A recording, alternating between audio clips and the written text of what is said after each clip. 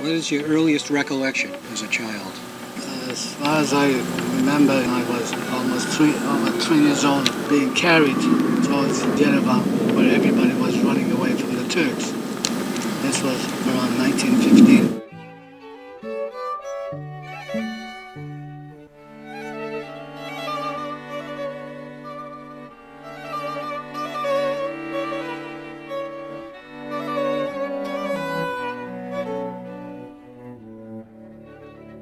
Mount Ararat, resting place of Noah's Ark after the Great Flood.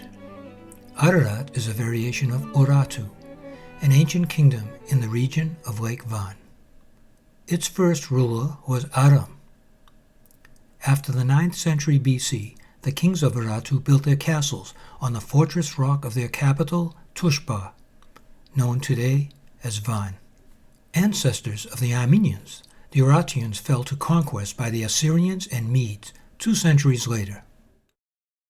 From 95 to 55 BC, this territory became part of the most glorious Armenian Empire under King Tigranes the Great. Over the next 1,000 years, under occupation by various empires, the region, called Vas-Borogan, came under control of the centuries-old Ardurni dynasty in 908 AD. The kingdom of Vas-Borogan succumbed to invasions by the Seljuk Turks in the 11th century, and by the 16th century it had become part of the Ottoman Turkish Empire.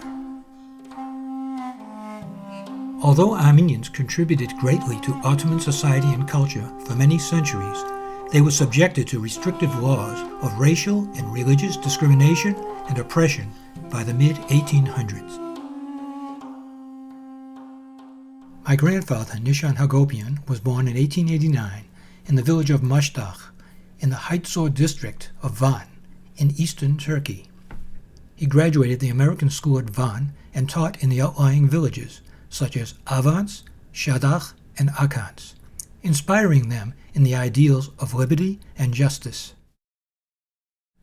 A revolutionary, he was influenced by the Armenian Party, which later evolved into the Ramgavars, moderates, advocating for the rights of Armenians and their eventual independence. Armenians in Van were very patriotic. Van was a very important center of Armenian intellectual life and political life. It was there that the Armenakan Party first began, the first Armenian political party. From 1911 to 1915, Nishan was editor for the Ramgavar journal Van Tosp, writing about Armenian politics and the increasingly oppressive condition of his people.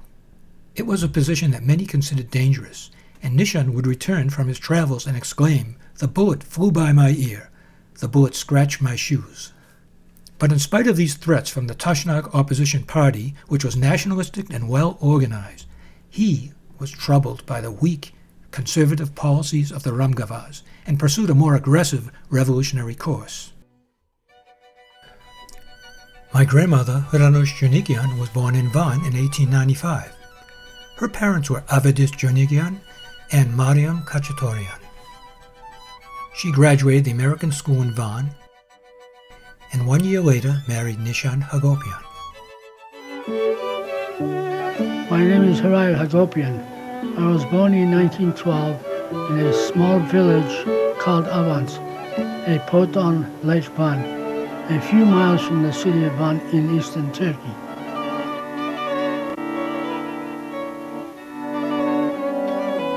My brother Zira was born 3 years earlier in Arjesh on Lake Van, about 50-60 miles to the north.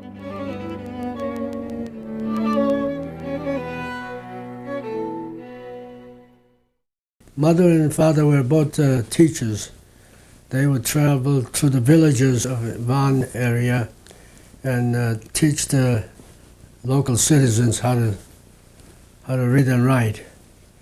My mother used to tell me the stories of her traveling with my father to the northern parts of Van, that they had to carry a gun, and I can just imagine her with a holster like they do the Wild West here, jumping on a horse. Dr. Anush was very nice teacher, was my teacher. I think I was 2nd grade or 3rd grade. Nishan was my father very best friend. My father, he knows my father. He was very nice looking man. He was a good teacher. He was for boys teachers. He have nice curly hair. I remember that too. Oh, yeah. Yeah. Yeah, I think he looked like you. You did? Huh? Up until that time, the situation for the Armenians had been barely tolerable, since the massacres of 1894 to 1896, when my father's grandfather and great aunts and uncles were murdered.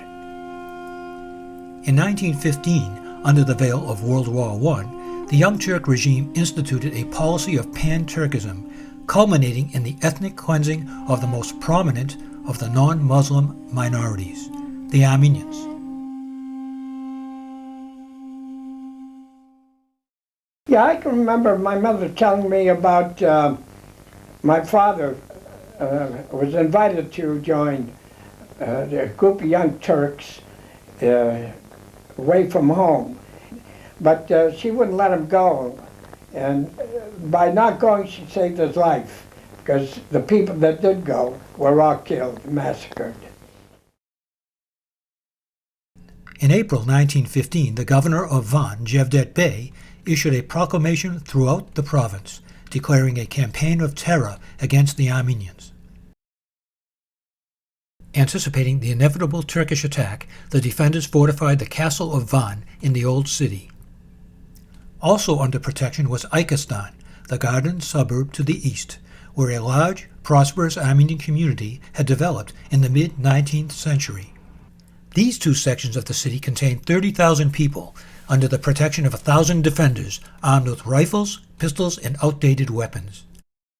The leadership consisted of Amenek Yakarian and Adam Manukyan.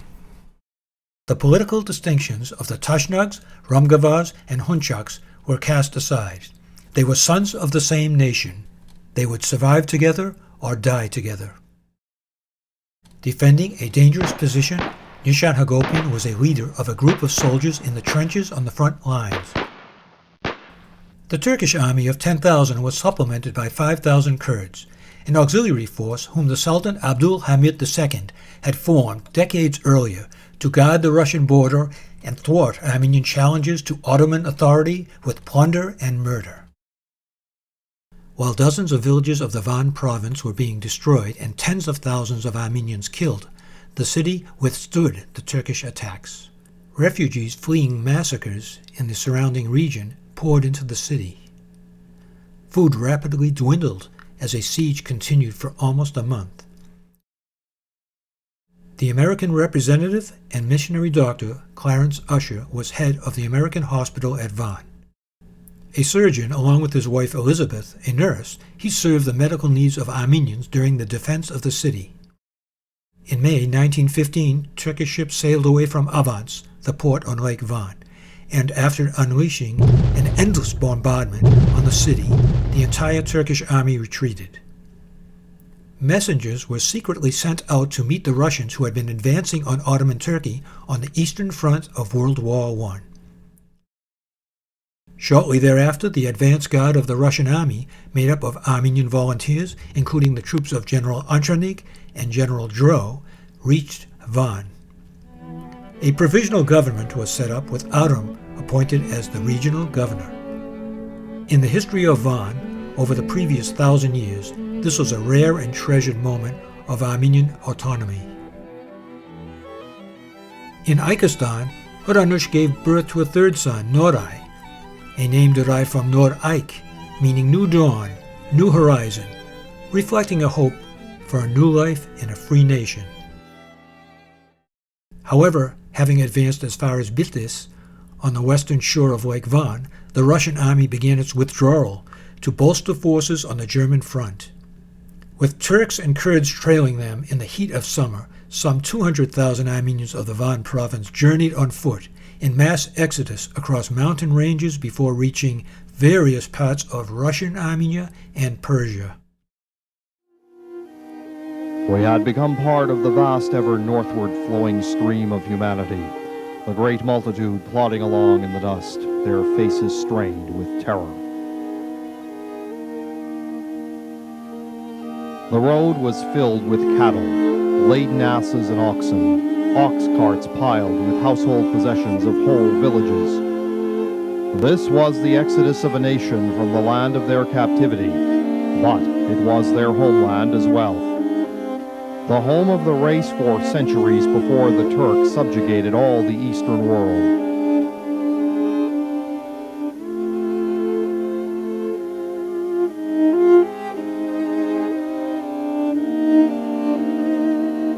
At Pear Gree, we found ourselves in a narrow gorge, and from these rocks, Turks and Kurds were firing down into the unarmed multitude. Hundreds threw themselves over the precipice. Fathers and mothers killed their own children to save them from the Turks. Dr. Clarence Usher, August 1915.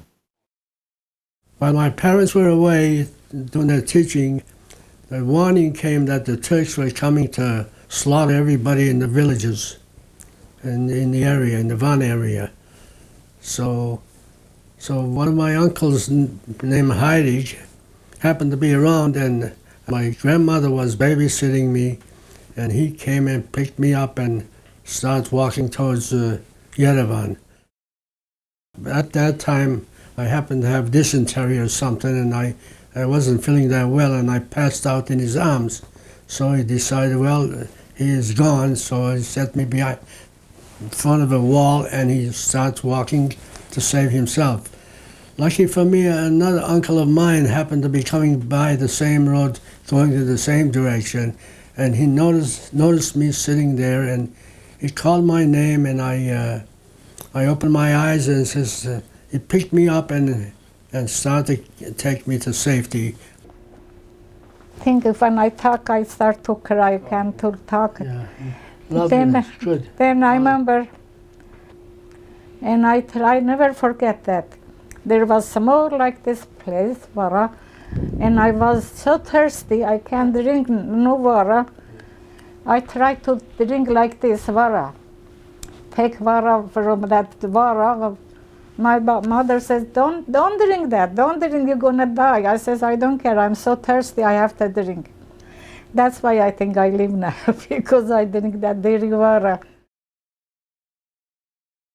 Things were so bad in Yerevan. When we arrived there, all the refugees coming from Van area were just, there's food or medicine was impossible to get hold of, and people were dying left and right. I remember that a cart would be going around every morning, picking up these dead bodies, just tossing them into the cart to take them for a public burial out in the Yerevan area.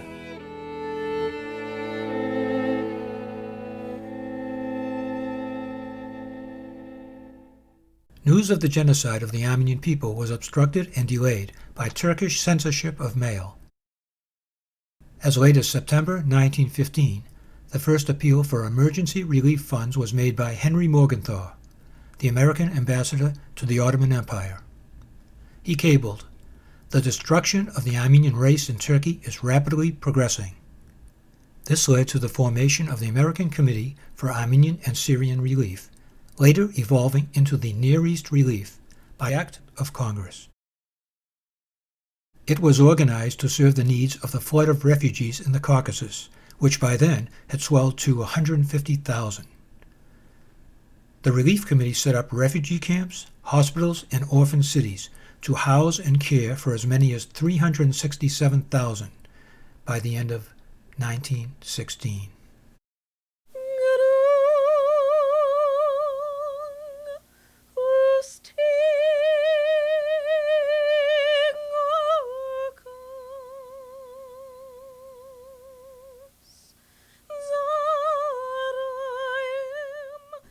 Working as an administrator at a large Near East Relief orphanage in Yerevan under Dr. Usher, Hurire ministered to the sufferings of children left alone and homeless after the genocide. Nishan's cousin Yenovk, der Hagopian, was placed in charge of Near East Relief orphanages in Yerevan and Nor Bayezid. Nishan became the head of food distribution for the Near East relief in Nord-Bayazid, where his fourth and last son, Hurire, was born.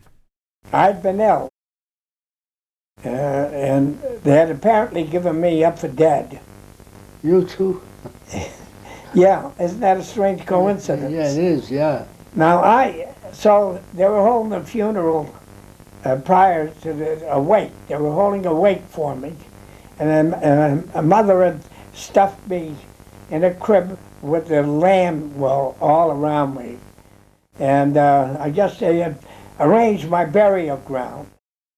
And the next at one time, she walked into the room. She said she noticed there was a slight perspiration on my forehead. And so she knew that I was alive and well. So that's another interesting story, coming back from the dead, both of us. In 1917, the Bolshevik Revolution toppled the Russian Empire, and the dissolution of its army now placed Russian Armenia at the mercy of the Turks. Breaking off what had been a Transcaucasian federation with Georgia and Azerbaijan, Armenia declared its independence on May 28, 1918. Resuming his teaching and developing his political aspirations in the new land, Nishan contributed writings to the newspaper Ask of the Ramgava party, using the pen name Yergat, meaning iron. When the Armenian Republic was formed, which didn't last very long, my father became a member of the parliament. According to Richard Hovhannisyan in his book The Republic of Armenia, Volume 2, at the Ramgava Conference of 1919, Nishan Hagopian advocated for the civil rights of Western Armenian refugees and exclaimed that any group now refusing to put aside narrow social ideologies for the common goal of a free and united Armenia should be regarded as traitors. Mr. Nishan Hagopian was an important figure in the Ramgawar party in Yerevan, and he was really quite unusual because, this was a time of great partisan politics. The Armenian Republic's dominant party was the Tashnag party, the Tashnag Tuchun, the Armenian Revolutionary Federation, and there were a lot of Armenians abroad, especially in America and France and other places, that really didn't want to accept the First Armenian Republic as being legitimate because they didn't like the party in control there. But Hagopian had a wholly different view. So he was critical of those who didn't understand and have the breadth and understanding of what it meant to have a free and independent Armenia, even though it was not total, it was not complete, because Western Armenia was still not under Armenian control. But he had a very healthy outlook about understanding the difference between any passing government and the permanence of the state. After the World War at the Paris Peace Conference in 1919, the Armenian delegation proclaimed the Act of United Armenia, the annexation of Western Armenia, the former Armenian provinces of the Ottoman Empire, to the new republic. Appealing to a visiting British commissioner, Nishan and other Western Armenian intellectuals spoke of William Gladstone, the late Prime Minister, and Lord Bryce, Englishmen who had espoused the Armenian cause.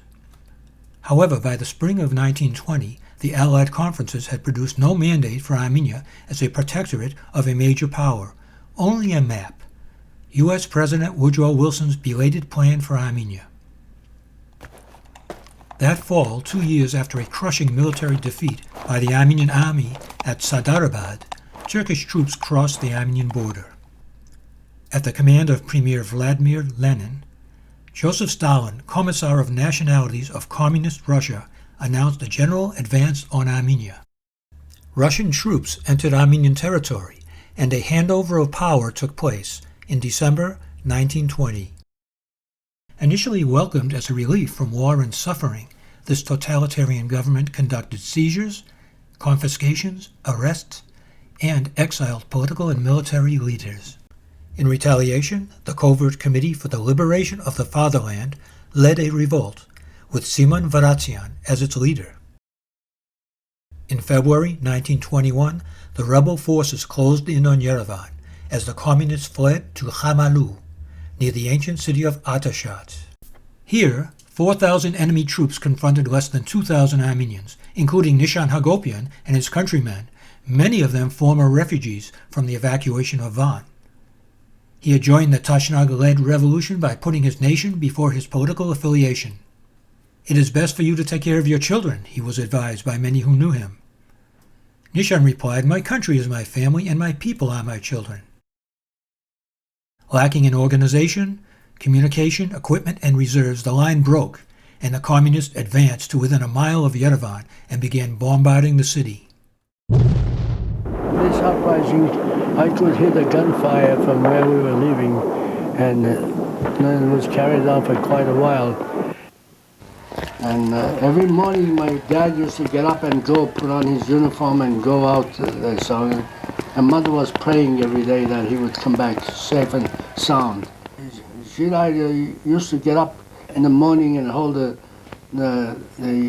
tricolor flag, and he used to run around the city.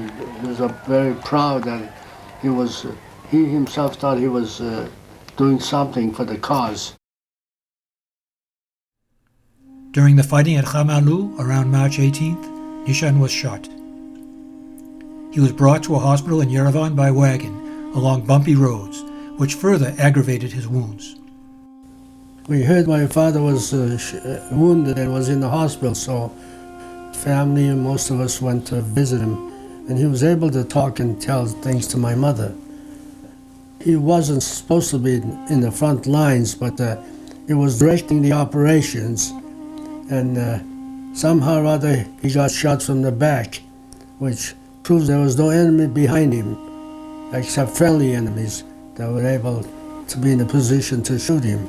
So he told us that he knows what caused his being shot, and if he could only get out of his bed, he knows what to do about it.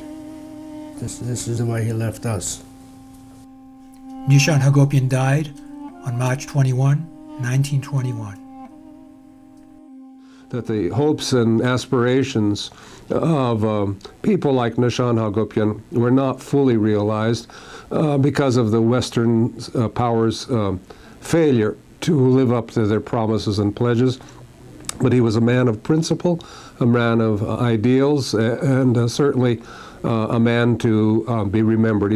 I would call him among the unsung heroes, and there were many such unsung heroes, and I'm glad today that I can say a couple of words in praise and in memory of Nishan Hagopian. 2 weeks after Nishan's death, Yerevan fell, and Armenia would become one of the constituent Soviet republics. When my father passed away, we were left, of course, homeless and everything else. The nearest relief opened up orphanages for the children in Yerevan. And so my mother was able to get us in there to be able to sleep, have a place to sleep and food to eat. And of course, this was with the great help from Dr. Russia, who was very friendly with my father. One of my uncles happened to have been in America and sent us visitors to come to America. My mother went to ask permission of the local government, which at that time was the Bolshevik regime. Of course, the Armenians were control of it. And they wouldn't let her leave the country with the 4 boys. Said, "Those are our future soldiers. You can go, you're free to go, but your sons have to stay here." So my mother had to think of ways of getting us out of the country. In the middle of the night, we left Yerevan by train. After bribing the conductors, my mother made us hide under the train seats to avoid discovery by the Bolshevik secret police. We arrived at Batum on the Black Sea and took a boat to Constantinople. Soon we were on our way to America. But not too many women got their stories told, and they were heroes also. And we're looking at our mother as a hero that brought us all to the United States. Well, we owe everything to her. She really sacrificed a lot of herself, and she also helped a lot of other people at the same time.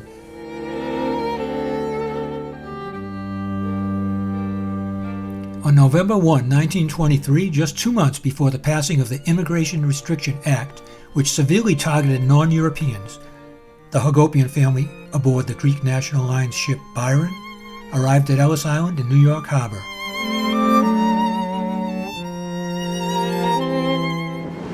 That's quite a sight, Roger. Brings back a lot of memories. That's very nice. Yeah. I feel kind of emotional now.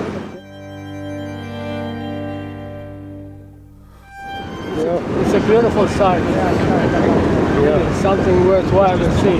Yeah. I'm really enjoying it very much. Thanks, Roger.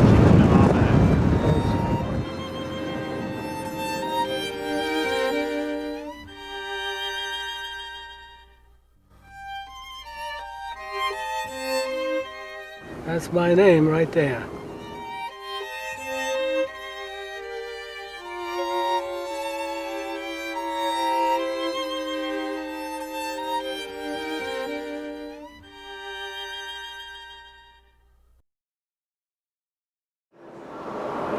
They used to have movies right here on this one. Oh, We used to watch it. And the first time I had ever seen a movie. I remember Tom Mix and then Charlie Chaplin's movies. Of course, it was all silent in those days. yeah. All the different people. We didn't care who they were. We used to get friendly with everybody here because we were all in the same situation in this place. The 2 weeks that we stayed here with my 3 brothers, we really enjoyed it here ourselves. Although my mother was going through trying moments to get us out of this place. We finally did get out of here. Yeah. Very nice. This is the balcony where we used to run around. Chase each other all over here. Right back over here. And then at 3 o'clock they walk around with some milk and crackers for us.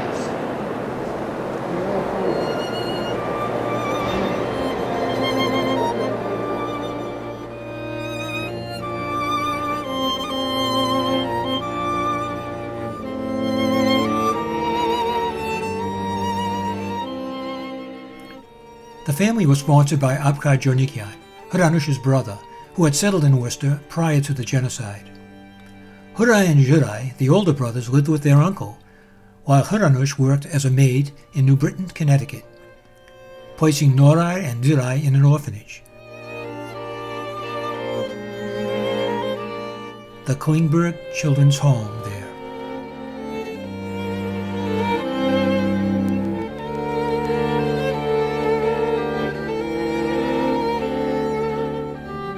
The family was reunited in Watertown in 1924.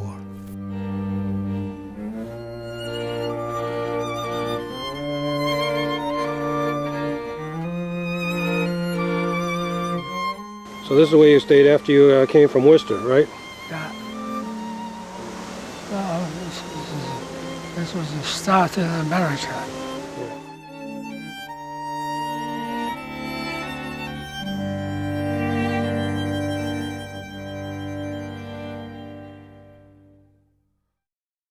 Both